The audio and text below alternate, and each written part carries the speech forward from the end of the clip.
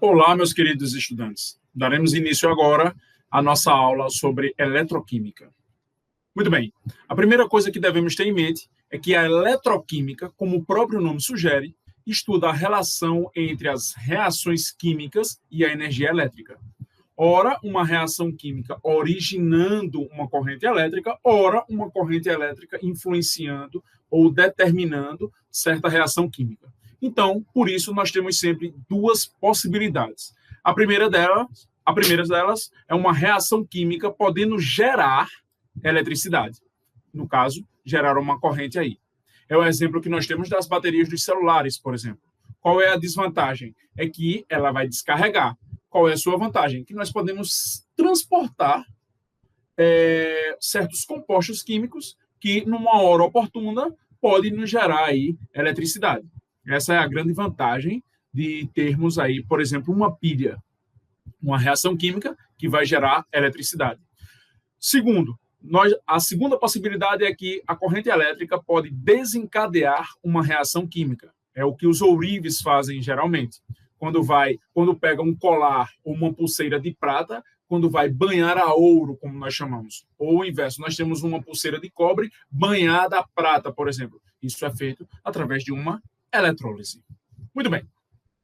Nessas duas possibilidades, nós temos sempre que compreender que existe uma reação espontânea, ou seja, ela ocorre naturalmente, como é o caso das pilhas, e uma reação não espontânea ou forçada, como é o caso da eletrólise. Então, quando uma reação química dá origem a uma corrente elétrica, é um exemplo de pilha.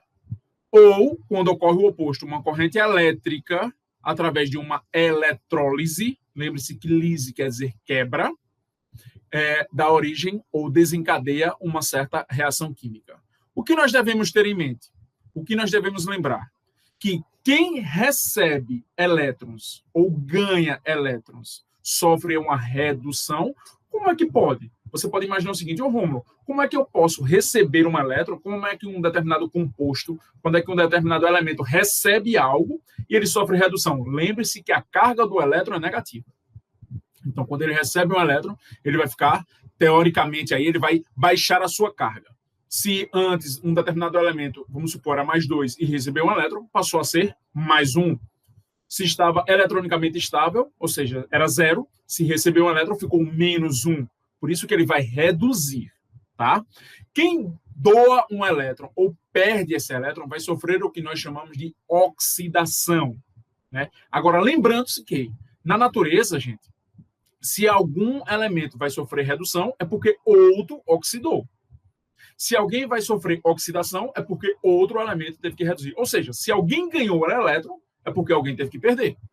Se alguém perdeu o elétron, é porque alguém teve que ganhar. Por isso que a gente vai falar nos famosos agentes, ó. Aqui, ó. Quem reduz, ou seja, quem ganha elétron, provocou em alguém essa perda de elétron. Então, ele é um agente o quê? Oxidante. Quem vai perder elétron, ou seja, sofre oxidação, ele vai provocar no outro o ganho desse elétron. Ou seja, ele é um agente redutor. Muito bem.